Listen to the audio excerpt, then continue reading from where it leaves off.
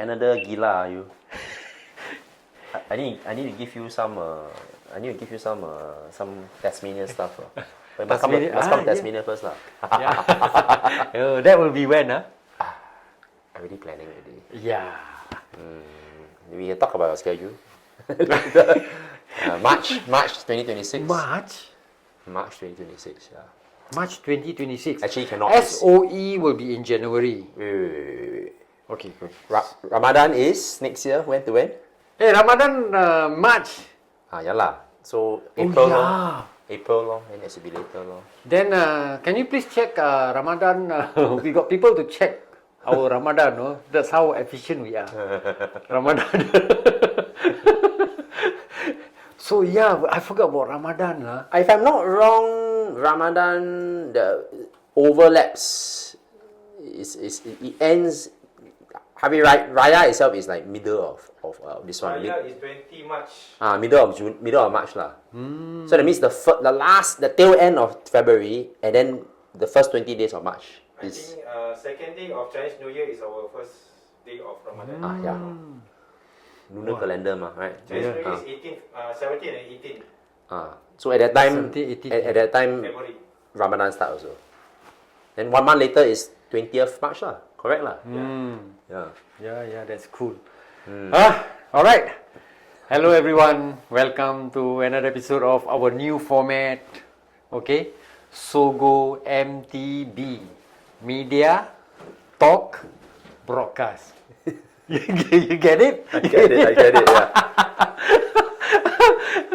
It's strange, you know. I just somehow or other. What am I going to do, lah? Media, Talk, Broadcast. So media, talk, broadcast. Some people say MTB, mari tolak basikal. So it's fun. Okay, so media, talk, broadcast. All right, Wilson. Thank you for coming to our premiere. Thank you very much for having me, Roslan. This is my honor and my privilege to be here. Yes. And we've talked about this for a long time, like starting a podcast and having you be the host of it. I think it's a great thing, you know. Thank you. It's a work in progress. Of course, we want to invite, a lot more local legend, a lot more people in the bike scene, especially like you, in Singapore, literally in Singapore, and Southeast Asia also, even Nepal. Beyond Southeast Asia, yeah. I think international is very much a thing we can look at. And look at this stuff on the wall here. It's like you can see that you're quite well traveled, at least to Canada lah. Yeah, Canada Vancouver is my second home. Fantastic. Okay. I went to Whistler to get a skateboard. Okay. You believe that? Oh man. Fantastic. But it's nice. It's a nice shop. They have their what do you call that? In the shop they have their vert and ramps. Wow. For people to play. It's fantastic. That's I crazy, never got to see. But I'm not a good skateboarder. But I follow lah. Tony Hawk. Okay. Awesome. Hey, I see that you got a deco. That's very nice. This shirt. Can you tell me something about this? This is a Daco tech party shirt. So it's tech party. So it's a technical shirt. That means it's made of material which is fast drying, and it's very comfortable. It's not too tight or binding. It's well fitted. More importantly, it's suitable for both actual mountain biking or for casual wear. Office wear also can. Yeah, it looks. So I wear these shirts most of the time. When I'm doing my stuff and I'm doing work. Oh, so this is your go-to attire. For everything and anything. If I need to be semi-formal and I need a shirt with a collar, I think this is good enough for most applications. I'm very blessed to be supported by Daco. I'm a Daco ambassador as of this year. But before that, I've been very heavily supported by the local Singapore Daco distributor, which is Bike Suite. Bike Suite. Yeah, so Kelvin Tan has been such a big help, with outfitting my apparel, over the past few years. even before this year. So when Daco opened up ambassadorship, you know, to a wider region, you know, I was very fortunate to be able to secure a spot as an ambassador with the support of continued support of Kelvin from Bike Suite. So kudos to Kelvin. Thanks for that. Thumbs up, Kevin. Yeah. All right. So for those watching and they want to have a Daco, right? Yeah. Where can they get this Daco apparel? So Daco is sold by Bike Suite, as I mentioned before. So Bike Suite has a presence on Carousel. Ah, Yeah. wow. Okay, okay, can check. And I think he is most able to like deal with him over there. He has a presence on Instagram as well. So if you go on the Instagram account and look at Bike Suite, you'll see like basically a catalog lah.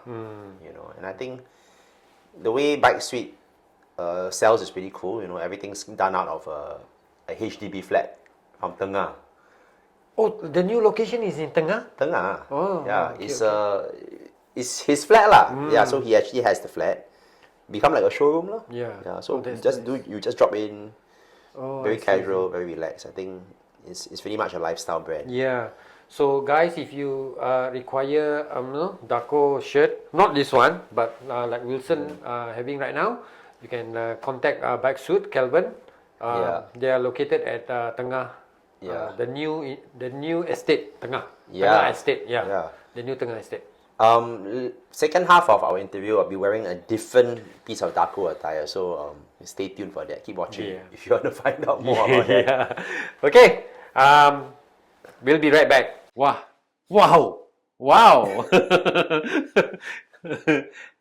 What do we have here? What is this? So after the last break we had, I'm just changed into the jersey which I recently got for my company. Raw Epics, specifically Raw Epics Athlete Development. So Raw Epics Athlete Development, or READ, you can see is the high performance mountain bike training arm of my business. So we are preparing athletes who are entered for mountain bike competitions, basically. You know, doesn't mean they're like the elite of the elite, but we are people who are like serious amateurs and people who want to go far, you know, regardless of what level they are starting from. Want to improve, Yes. have a target set, what they want to achieve for the races lah, be it enduro, All cross country, all downhill. all downhill. Yeah. So you have a specific, in other words, you're a specialist lah. This company is a specialist to enhance, to educate, to up their skill level lah. Yeah. Not just a skill level, I think it's all-round performance for them. We think of people who ride mountain bikes as riders, right? But we like to give the language more meaning. When we talk about our people, we talk about them as athletes. So the word athlete denotes that they are, more serious, more focused, more committed. Doesn't mean they're not having fun. I just think that it also means that they take the sport seriously enough that they are willing to look at coaching methodologies and ways to improve, beyond just going out for a ride. Yeah, just like any other sports discipline, Yeah. you have a specific training, specific method to improve the physical strength, those weak point that requires enhancement. Yeah, To exactly. recalibrate what goes wrong before and get it right. Yep. So that get less injury lah. Yes, correct. Sports correct. injury. Okay, so you have this program, and I heard we mentioned earlier you have Bukit Selantai. What's that about? So Bukit Selantai, the enduro as an event, it's happening end of October. And of course, I think the best way to kind of put it is that I, as the founder of the company and the founder of this high performance project, I should set an example, lead by example, as it were, right? okay, So I entered the race. I want to enter the race as a racer, obviously. I entered last year as well. So I think I want to improve my performance from last year. I come into this year with the goal of also grooming people who are our squad members, our training squad members up and getting them prepared. So we are on a similar timeline lah. So from this day, as of time of recording to the Selanta race is 10 weeks. So 10 weeks is a solid enough time to have a decent amount of training leading into the race. So Reed provide the coaching prior to the event. Yes, yeah. So the preparation, which encompasses coaching, is not just mountain bike skills. I think mountain bike skills has been something I've been doing for the longest time since I started the business. But high performance is not just coaching your skills, right? It's also about coaching the physical aspects. So if we can, and to elaborate more, we can divide performance into 6 pillars lah. Okay, we think of it as like PP, EE, and TT. So that's like 3 letters, but each letter is repeated. Lah. So P times 2, E times 2, T times 2. So the 2 P's is like the physical, as I mentioned, like physical, stamina, strength, all this you cannot escape. If you want to be stronger, if you want to race, you have to be strong, right? But then also the psychological, that's the second P. So I think the mental part of it is important to equally address. important. Yes. I mean, won't you agree? Like mountain biking is quite a mental sport. No? Yeah, mental sport is the time. Yeah. It's you and the time. Yes, nothing else matter. Or you and the feature, like a very difficult feature. Yeah. It's whether you want to go or not go. Yeah. During the starting gate, right? So during the starting gate, every rider treat it differently. Yeah. Some of them will be very excited. Some of them will be having a high heart rate, a very high heart rate. Some will just chill. So different people treat the starting gate differently. Yeah, the approach is different. The approach is different. Yeah, yes. of course. Yes. Of course. I think then we start to look at the other letters, right? I talked about the 2 P's. 2P. The other E's are like, then we come to the E's, like the equipment. Ah. I think equipment is important. I think a lot of people don't realize how equipment intensive mountain biking is, and it should be important. It should be talked about. As a coach, you wondering like, wow, actually this person, his bicycle not set up properly. Yeah. Maybe if as a coach I have the knowledge and I can share the knowledge that will at least optimize that part of the thing. Yeah. Then the rider doesn't have to worry about whether the equipment is allowing him to perform their best or not. Yes. The best possible equipment. Yeah. Doesn't need to be the most expensive, but it has to be set up correctly. I think that's important. Yeah, that sometimes we lacking lah. You see, it is nice. You get it, but you don't know the downside of it. Whether the angle is correct for you, the posture, your body posture, your sitting posture, right? The suspension setting, whether the bike is behaving it the way you want it to behave. Yes.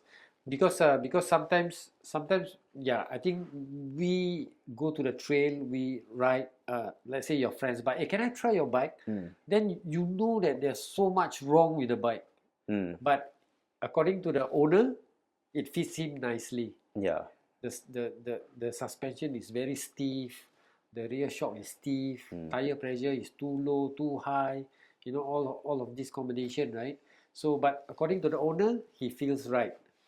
That's where your company Reed come into the picture to advise, to maximize the potential of the component. Yeah, I think coaching how to set up equipment properly needs a little bit more, how do I say, more diplomatic approach. Because sometimes people, I invested so much in this suspension or that component or this wheel set, they don't feel that the opinion of somebody else should matter when they already paid so much money. But then what we are doing is having a suggestion-based approach. Like I suggest, why don't you try doing this? Yes. And then see if it feels different.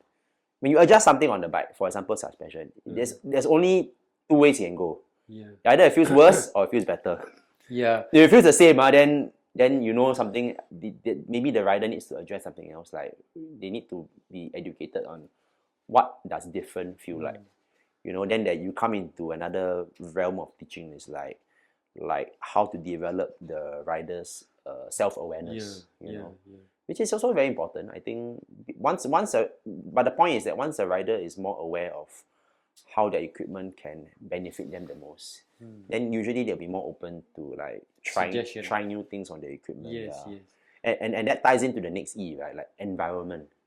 So when the environment is changed or different from what they're used to, then of course you have to adjust your equipment and also maybe adjust the other things, right? Yeah. Like you need to be strong enough to tackle more climbs, for example, or you need to be fit enough to tackle more steep downhills, as another example. Yep.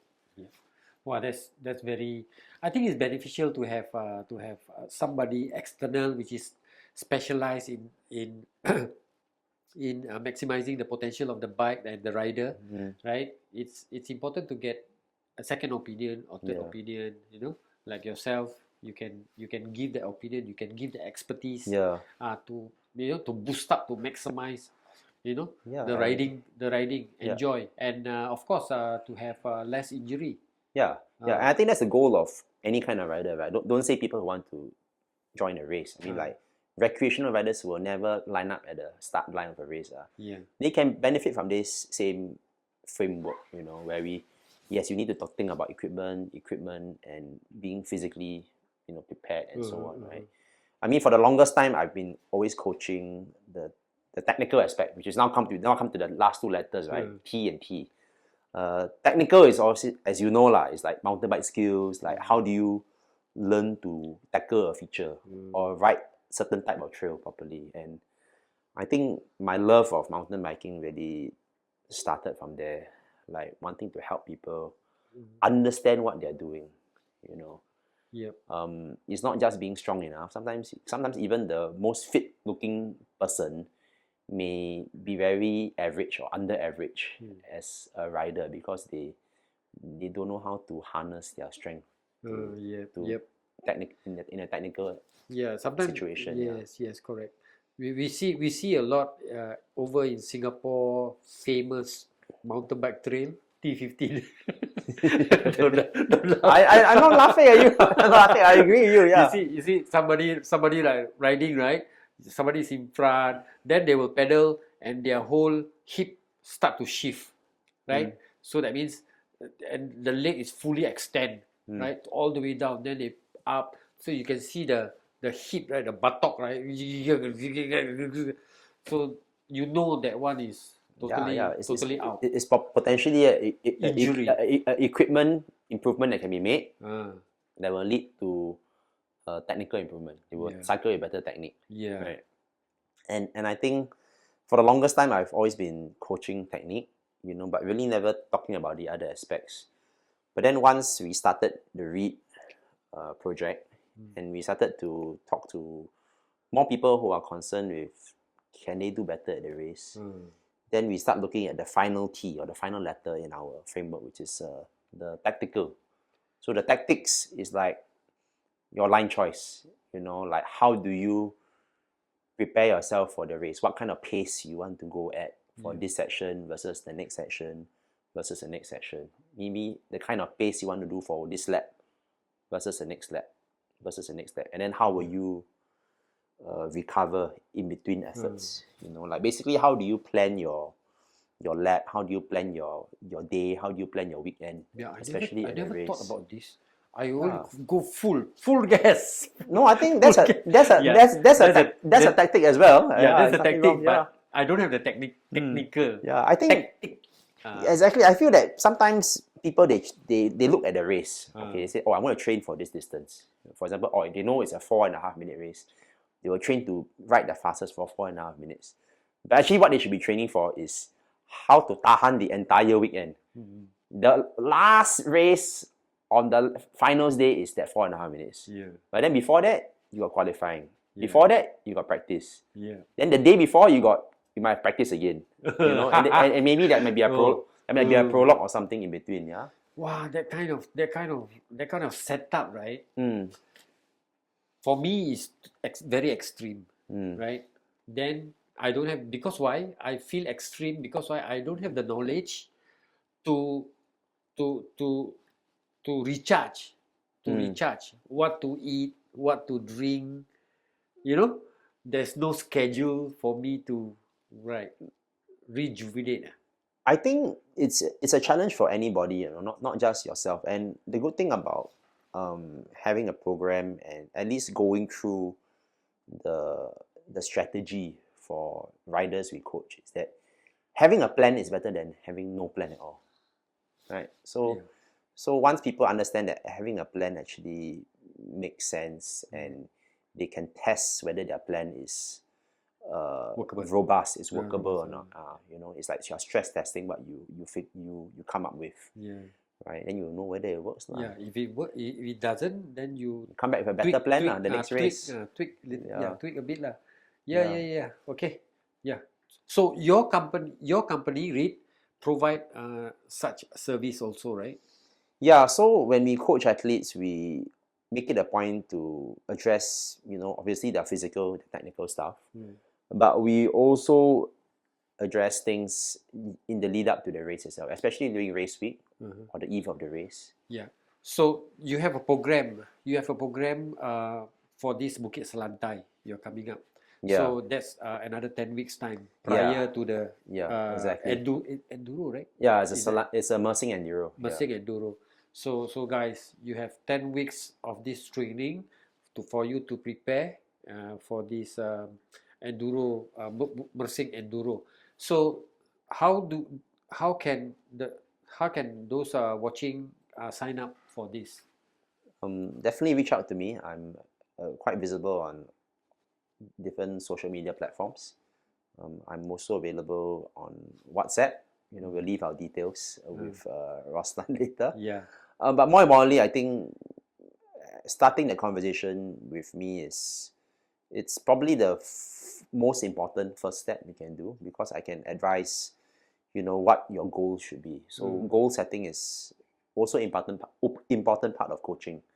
You know, like depending on what kind of rider comes forward, we can give recommendations on, you know, what they should be aiming for. You know, and things they aim for should be realistic lah, and attainable, and also things that they can work towards. You know, with a little, not too much changes to what they're doing. Yeah. So when is the closing date for participating in this program? Well, that's the funny thing. The registration for the race hasn't even opened yet. Haven't opened. Haven't opened yet. But we have a Selantai enduro camp, like a training camp, scheduled for 13 and 14 of September. 13 and 14 September. So it's about maybe 5 weeks, 6 weeks before the race itself. We have this training camp that's coming up. So if they sign up for this 10 weeks program, 10 weeks program, right? Yes. So is it going to be organized here in Singapore, and where is it? Well, the program per se consists of ideally writing a training program for them. You know, of course, this is on a consultation basis. You know, we need to figure out whether a training plan actually works for the potential athlete. You know, more importantly, we want to introduce the idea of a training camp. So, and we schedule it early enough such that there's enough of a gap between the training camp and the race itself. So they at least have a few more weeks after they finish the training camp, which will be at Selantai, by the way. Wow, that's great. Then they can say, oh, I need to work on this a bit more in the last 5 weeks leading up to it. You know, so there is some time. The week before the training camp, the Sunday before that weekend, there is like a assessment and intro session. It will be at Kent Ridge, the most downhilly track in Singapore. But very fun, very fun. Yeah, it will be fun. So we want to implement that and make it mandatory for all our camp attendees, so that we know that they are, first of all, serious, and secondly, as the facilitator, we haven't missed any steps. We are not missing any of the fundamentals. Sounds very harsh, but you know, if somebody turns up at Kent Ridge intending to go to Selantai for the camp the following week, and if I realize that, wow, actually maybe this person's fundamentals maybe could do with a bit more improvement, or they're not getting certain things. Yep. I as the coach, right, exercising my intuition, I would happily refund the money for them. Say you don't attend Selantai. I don't think you're ready for Selantai yet. Oh. Yeah. Because the participant have not reached the minimum requirement for Selantai. Yeah, because and it's not that we are trying to discourage people. I think it's more a case of that you need to demonstrate strong fundamentals in Singapore, because once you go to Selantai, and for those listeners and viewers who maybe don't understand Selantai very well, it's a very demanding trail environment. So the environment tends to be on the more technical and steep side. You know, beautiful area. I mean, I love riding those kinds of trails personally. I know it's facing the South China Sea. Yeah, beautiful area. I mean, there's like a 130-meter vertical elevation, and you ride all the way to sea level. There's even 2 trails down there where you cycle and you end up on the beach. Yep. Yeah. I haven't been to Selantai. Maybe you should sign up. Maybe you should just come and sign up. Yeah, you're free in September. You come out. Yeah. Seriously, You must everybody has been going to Selantai, but I still haven't been to Selantai. Yeah. No, the fact is, I have no idea why. Come for the enduro camp. You don't need to be a racer to enjoy enduro style riding, or skills improvement for that matter. Yeah. So I invite you, formally now on the program, I invite Roslan to come. Not to tekan you, I think it will be an eye-opener. And we can see what we do. You can see how we work. You can see how our frameworks are put into practice. Registration is open, right?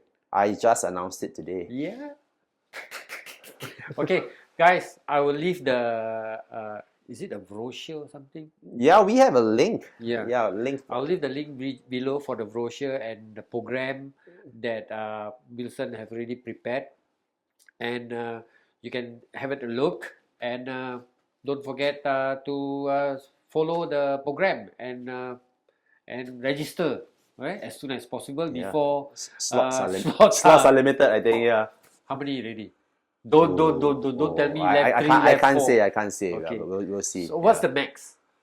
Ooh, that's also a very good question. Yeah. Well, I need to check my phone to see if anybody signed up in the last 10 minutes. Oh yeah.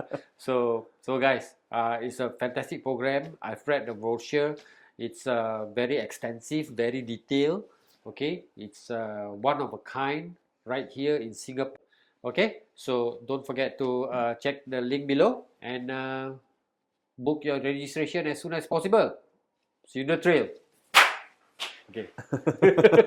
That was wild. Yeah. So 2026, now, the event in Singapore, the main event in Singapore, okay? In Singapore, not Bintan, not Batam. No, in none of that. Singapore, Okay. Of course, oh, hometown, my hometown, Whistler. Okay. So, are they for Singapore Enduro? Okay, Singapore Enduro. Let's watch. Wait for it. So registration for Singapore Enduro will commence open on. Okay, so it's a Singapore Open Enduro. Singapore Open Enduro. And the date for the race will be on 18th January 2026. So this is the first official news that is being announced on this podcast here. There's no other official channel prior to what we've just said today. So if you heard it here, you heard it first. Wow, thank you. I'm so honored. I feel so blessed. I feel so humble. All right, 18 January. Yeah. We're gonna try to get the registrations open as soon as possible. But what will be definitely true is that we're gonna close the registration quite early, maybe a month before. That means probably we'll close the registration sometime in December 2025. Yeah. All right. So will it have the same format? Well, the format is going to differ. In the primary way, which is this, we already have historical data about who is so-called ranked and a competent rider, and definitely in the top 10 or top 5 in terms of the different categories, and we have many categories of riders, right? Yeah. And we also know historically, based on the last 2 editions of the race, who will likely join again and who will likely get a good finishing position. Previously, we relied on a prologue to kind of seed these riders. But we also realized some of the limitations of having a prologue as part of the race. This year, January, we had the prologue and the main race on the same day, but it really impacted us in terms of having a schedule which was maybe too cramped and too time consuming. Yep. So for this year, we intend to instead do away with the prologue. Because we already have the data. We already have the data. We don't feel that having that prologue there one more time is going to benefit or change the ranking in a big way. We already know who is going to be a ranked person, and that's not a bad thing. It just means that we free up more time on our race day to take care of things which really matter, which is, for example, we really had success with the kids race, which is riders from like 7 to 12 years old. The category. So they only do 3 stages. Yeah. And I think they like that a lot. And more importantly, instead of having a prologue, now we can incorporate the stage that would have been the prologue into the main race itself. So now, for the main race, instead of just racing 5 stages, now you have 6 stages total. Yeah. Amazing. So more stages, and everything, all of the 6 stages, the time is considered in the final cumulative time.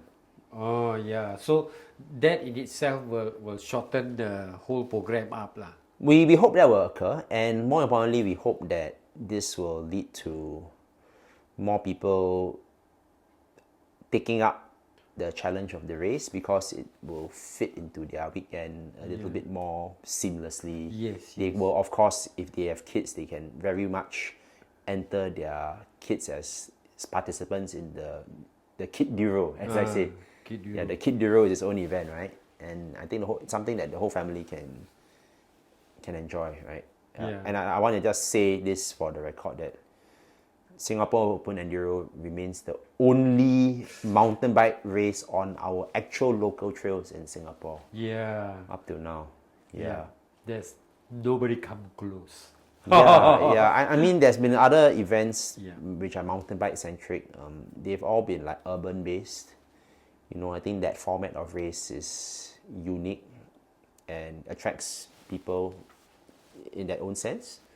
But what is unique about a mountain bike race on trail is that that's the core, that's the heart and the origin of why we mountain bike, right? We love to be on the trails. We like being outdoors. We don't want to necessarily be in an urban environment, and I think having that community built up around this concept makes for a stronger overall sense of ownership about our trails. We know that the trails belong to us, and then we feel that we are more compelled to take care of our trails, hopefully. Yes. Wow. So much news, so much what do you call that? So much breaking news. Breaking news, yeah. So much breaking news that Wilson, spill today in this program. I'm so honored. I'm so humbled by it. So maybe we can talk about Whistler, your favorite place. 2026. Remember, we're talking 1 year in advance. So now it's like July. Like we can talk about next year, July already. Do you have any program for Whistler? Yeah, I'm going to Whistler. I need to go there for work up retraining or recertification. Recertification. So instructor recertification, wilderness first responder recertification, do enduro race. I'm a racer there. BC Trans BC. Yeah, Tough, Trans BC. crazy. Toughest trans race. And Okay, then of course, that one for the next program. Okay lah. Yeah. I note down. Okay, so maybe we can talk about maybe how you think about the mountain bike scene in Singapore more generally lah. We can just do a back and forth. You can talk a bit about yourself. No. about the recent shooting event. Yeah lah. How about it? Yeah. Okay, so it's a closing It's a closing thing lah. Okay. I think So we mentioned that like I've been interviewed by mainstream media a couple of times. I appear on TV. I appear in radio interview. All now they want me to help me shoot them a segment on Channel News Asia. Rider, as in the host will come to the host of the TV program, learn how to mountain bike, and I show them around Chestnut. Crazy. This one is 11 to 12 minute segment, Hey, this is crazy. Cannot lah, Chestnut cannot lah. T15 can lah. You don't. They want to do Chestnut, okay lah, Chestnut. Alright, okay. I did not off. Okay. Alright. So, since we are talking about mountain bike in the mountain bike scene in Singapore, the latest incident, the very high profile incident whereby somebody got shot in the trail. So I feel that the mountain bike community in Singapore is doing a reset. I don't know whether that's a correct word or not. A reset. Now the trail T15, the major artery of mountain bike, okay, dedicated track from Mandai Road all the way to Bukit Panjang. It's pretty crowded during the weekend. What do you think? I think it's actually okay. I mean, we already know that Singapore has limited number of trails and also a high number of participants in mountain biking, Which is good. Yeah, it's a good thing. Where people might perhaps go on unofficial trails or I would say illegal trails. This one is a very sensitive topic because we also need to understand the perspective of why people actually do this in the first place, right? I think people get bored or disinterested in official trails. They may find that the official trails are too crowded, Too easy? maybe too easy, or maybe not even well maintained because they are subject to such a high usage, right? Yeah, so I think we need to have this dialogue with our land stakeholders and say how can we improve the conditions and the length and the numbers of official trails even. Yeah, talking about that, talking to stakeholder, okay, we aware that Mandai Road T15, the trailhead, NPark did a good job of widening the track, the trail. So it's very good, a good initiative, trail wider. I think stakeholders do need the support of the community. Yeah. I think apart from Volunteer? I think volunteers are important. I think constructive feedback is also very important to ensuring that the correct kinds of maintenance, the correct kinds of trail features that are built or introduced, they make sense in the scheme of how people want to enjoy their trails. Modern mountain bikes are so capable, right? And I think along together with that, we have more people who are interested in more interesting features. They are not so maybe looking for very wide trails. They actually may want narrower trails. They want more technical trails. And I think and parks in other parts of Chestnut North, for example, which is bordering track 15, right? I do see the effort on parks to actually take care of certain sections which have eroded badly and they've kind of built up or patched up the erosion. And I think it's a learning process also for NParks as our main stakeholder. And I think the mountain bike community is generally, quite vocal, but I think many pockets of people here are also patient and they understand that this kind of thing takes time. It's a continuous kind of thing. It's not one time. Yes, yeah. And of course, for those people who think that it is their right to go into an unofficial trail or illegal paths, I think that one is, we can't, I personally can't condone that. I mean, I conduct my work, my business on the trails, right? It's like my office. I don't go into an illegal area and conduct my work down there, right? It's same like I wouldn't go and squat illegally in somebody else's office and call it my office. So I think having that mindset, for me as a business owner and someone who wants to advocate for better trails in general, I need to be very mindful of that. Yep. Yeah. Your office is your my rice bowl. Your office is your trail. And your rice I bowl. don't want to go onto a rice bowl which is not my rice bowl. All right. Thank you for your insight. Thank you for your input. It is. It's hopefully whoever the injured. The injured person, there's a person who got shot, right? So I mean, I hope you doing fine. Yeah, I mean, Speedy recovery. Yeah, I mean, like illegal thing aside, I mean, we want the best for any kind of rider, right? Especially when we hear of somebody getting injured. Yeah. You know, and in this case, it's in the most unfortunate circumstance. Yes, exactly. All right, enough with local trail. Now we want to go international. What's your plan for overseas next year? Besides Singapore enduro, Tasmania in March, April, and Whistler. Oh, I'm also going to the. I mean, maybe I share with you. I'm going to the Dolomites in September. This guy, all over the place. My home, second home. Okay, Whistler, beautiful Whistler. I so love it. Look at that. Look at that. Maybe you can put it like this. Put that up. You put it. Yeah, that's nice. Okay. See? Okay. When you're ready, we can talk about stuff. Yeah. Hey, what stuff? My stuff, Whistler. Like I said, Whistler. There's something about Whistler that really excites me, lah. I don't. It's very difficult. What's your summary of Whistler in one? If you can say in one sentence, what is Whistler to you? The best biking community in the whole wide world. Yeah, because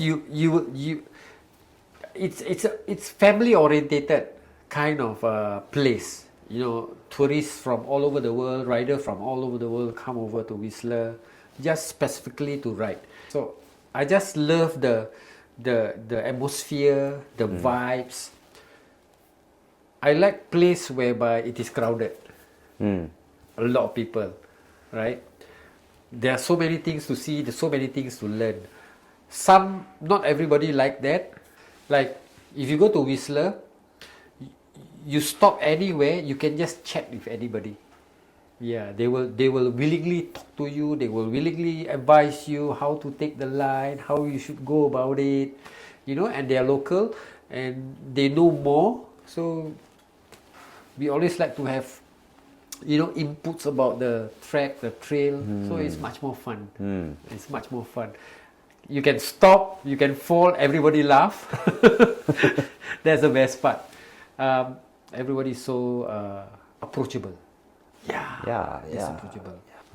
I think Whistler for me is like, if I can sum it up, it's like Disneyland for mountain bikers. But of course. Yeah, it's like a theme park, right? There's like different rides. I mean, the trails are like different kinds of rides, different flavors.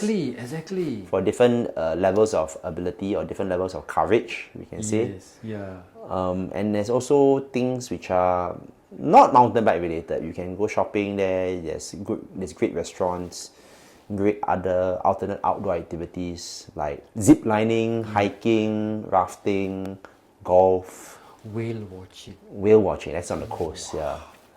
That's on the coast. Yeah, you got to go Vancouver. Yeah, I think that mention of that kind of highlights the whole outdoorsiness of that whole sea to sky corridor from basically the city of Vancouver all the way up to Whistler. That whole area is such a pleasant place to, you know, go for outdoor related vacation basically. Yes. I once 2 years back, 3 years back, like every year. Yeah. Every year. I've been there like 4 times. Oh, same as me. Oh, really? Yeah, we're gonna make it 5 next year, man. Yeah. 5 next year. So what about next year? So I'm entered in an enduro. I like to test myself, as I say, as a enduro racer. I have to practice what I preach as a coach. So I am entered in next year's Trans BC, which was 6-day mountain bike enduro in BC, British Columbia. British Columbia is where, of course, Whistler is located. But we are not racing in that Whistler, like west BC region or coastal region. Trans BC is actually interior. Yeah. It's eastern BC. Yeah. Yeah, interior. So there's a whole bunch of other towns and resorts and bike parks in the interior of BC where Trans BC is going to take place on.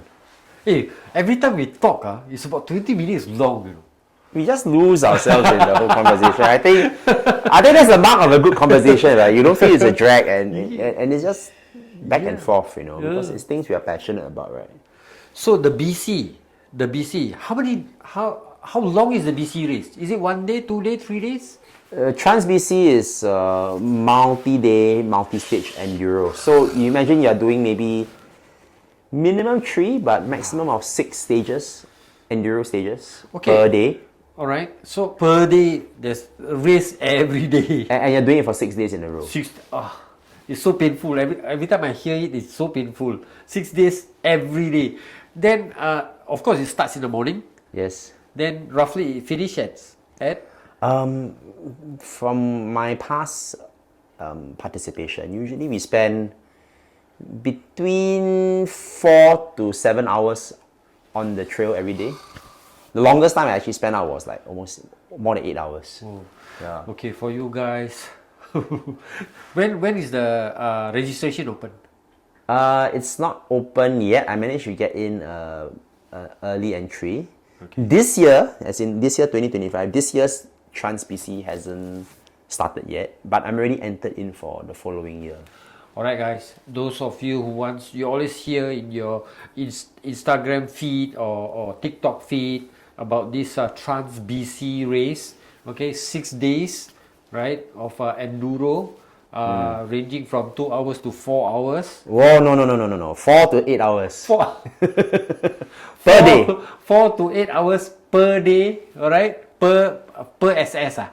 No, 4 to, like the shortest stage, maybe shortest stage, maybe about 2 minutes. I tell you the longest SS or the longest stage is about 15 minutes. Oh man, it's so it's a long stages. It's so painful. Yeah, long stages. Okay, the climb is so hard. Even though the climb is on fire road, right? Yeah. It's like wow. But you know what's the beauty about Trans BC is that you're in BC. Because the scenery is mind blowing. Oh, don't talk. Yeah. My hometown. Yeah, it's like if you want like really big areas, expansive areas with like big mountains. I think very few places in the world beat the interior of British Columbia. Yeah. Right. I think the mountains and with the Whistler area are really very beautiful. Yeah, it is. But even you go into the interior, even more so. Yeah, exactly. If you go to top of the world, or you go to Cloudraker, the steel bridge, so many tourists, go up there, and if you approach them, you ask, where you from? I'm from New Zealand. Where you from? I'm from Germany. I'm from Sweden. I mean, don't they have mountain over there? Then I ask them, what's the difference between the mountain over there and over here? They say this is much more beautiful. It blows my mind. How? Wow, it's much more beautiful. The scenery, the mountain is just so mystical. Yeah, I think British Columbia attracts that kind of outdoor savvy tourist or adventure seeker, and especially when there's a sport like mountain biking involved. I think few places in the world come to equal BC just because it's such a big province of Canada, right? Yeah, BC. Okay, those like to go for a trip to Whistler. Okay, is there any plan? Yeah. So before Whistler, I mean, obviously, I'm in Canada not just for the race. I'm also going there for skills training, work recertification. As a mountain bike instructor, I think that's important for my work. I do want to keep up with my certifications. I'm also going there to renew my Wilderness First Responder certification. Wilderness First Responder. That's basically got to do with first aid scenarios in the wild, in remote locations. Being up to date on that knowledge and that practice is also important. I've had to deal, just to share, I've had to deal with numerous first aid scenarios, whether in Singapore or regionally or whatever, and I'm more confident as a professional in the outdoors because of this certification. It's true. Yeah.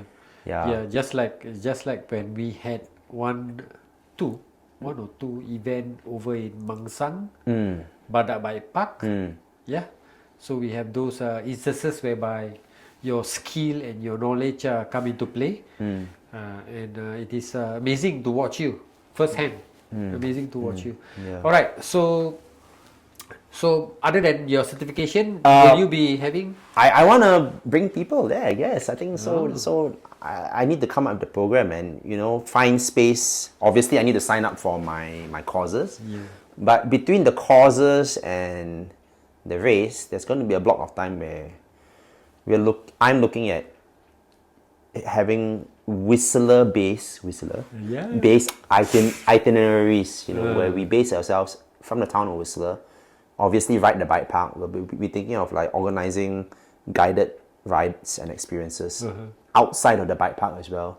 We'll go to that very favorite town of yours also, Squamish. Squamish is a must go. Yeah.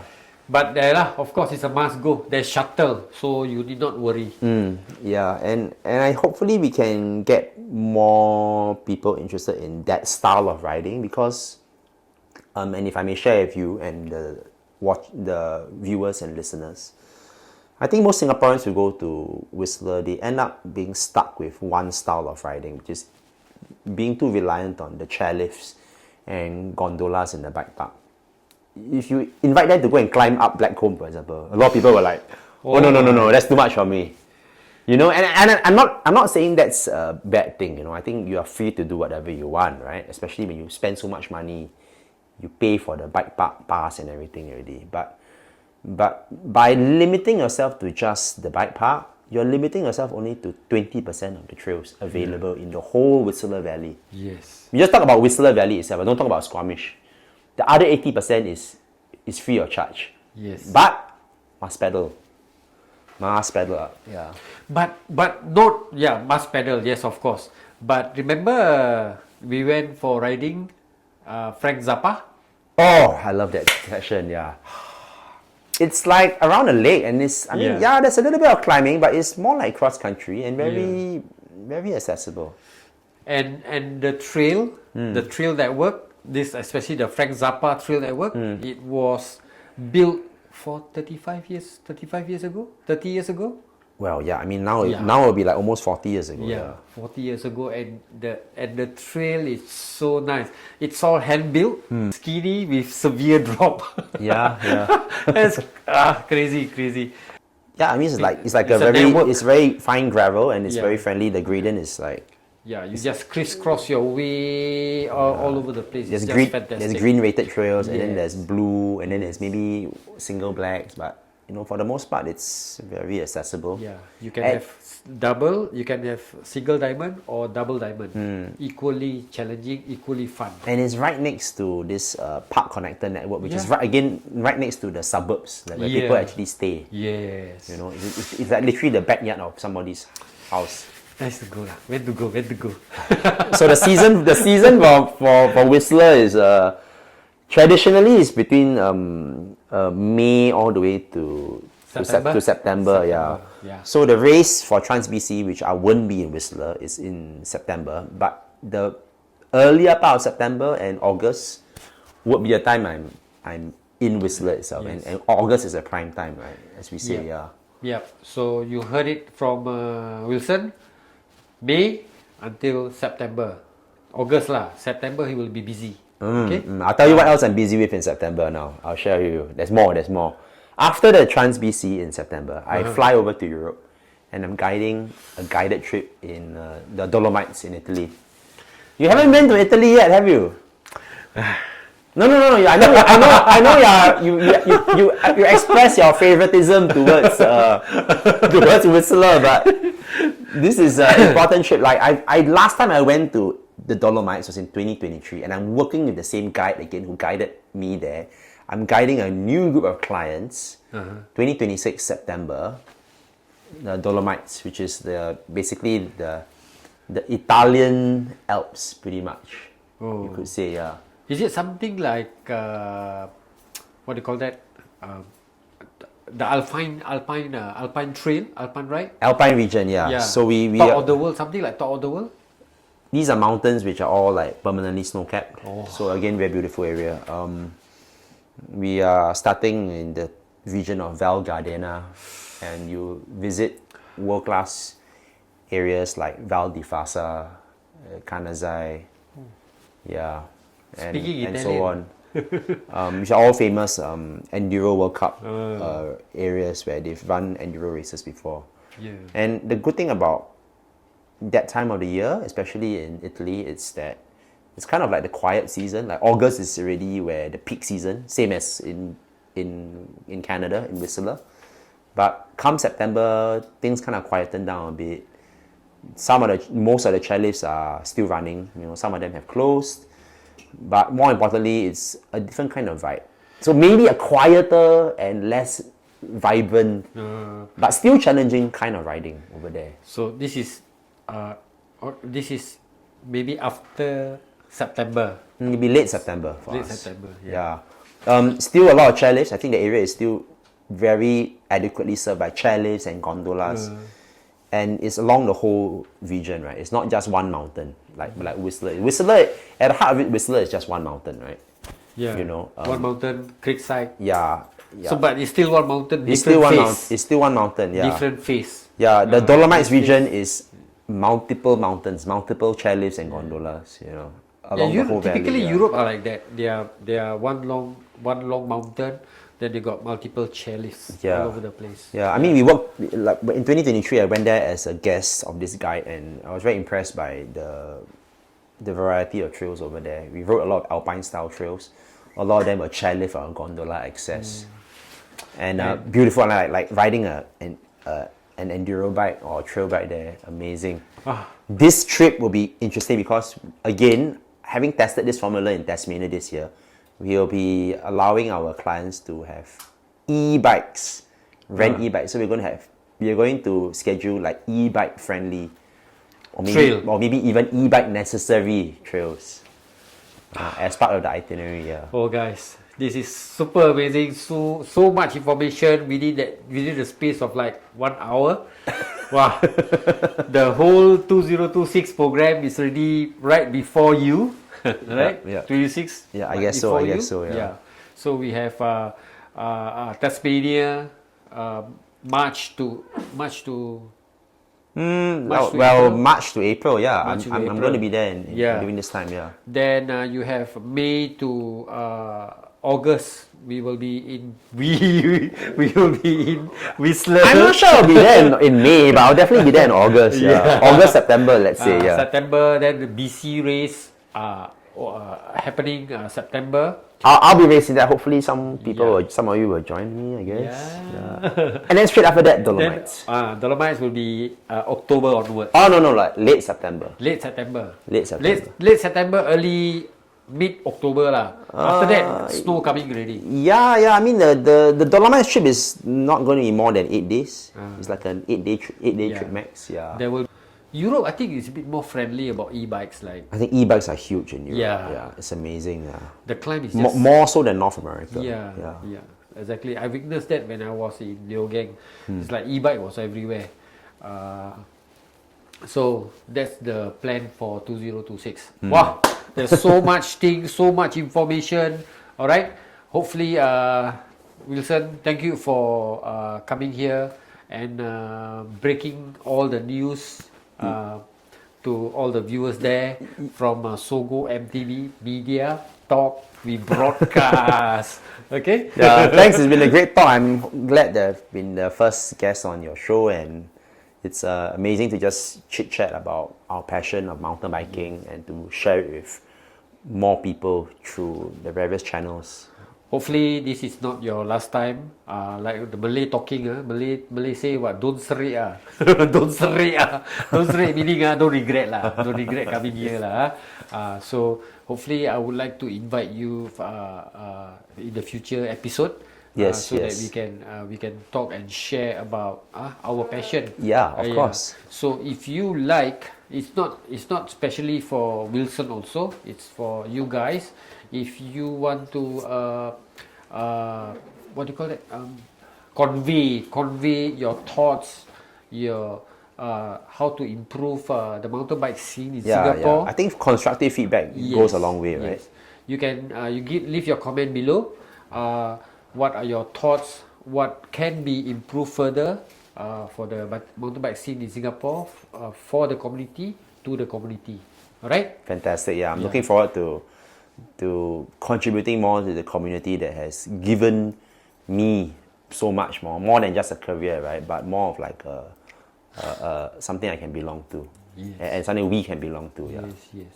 So, to all the riders out there, okay, be safe, be well, and ride hard, I guess. Ride hard. Yeah. Don't ride too hard. Ride hard. Ride smart. Ride hard. Ride smart. No. I let me finish this. Right. You had it in your mind, I think. Then you kind of lost it. Yeah. It's like an avalanche of ideas are coming to me. Ride smart. Ride hard. Ride to the correct path. I think that's very relevant. That's very relevant given our current events. Yes. Ride hard, ride hard, ride fast, ride safe, ride path. Ride the path. Ride the right path. Ride the right path. Ride the right path. Yeah. Hey, that sounds nice, huh? Yeah. It rings, huh? Ride the right path. Okay. Thanks very much. I appreciate it. Yeah. Thank you very much, sir. Okay. Be well, be safe. You too. You too. Yeah, of course. You too. Thanks very much. Thank you very much for having me on. Keep your health. May our health be what? Be vibrant. Be vibrant. Yeah. Likewise to you. All right. Thank you very much, guys. If you love, stick around this far. Thank you very much. Don't forget to leave your comment below, and we'll see you in the trail. Thank you very much. Bye. Crazy. Oh, man. Goodness. Wow.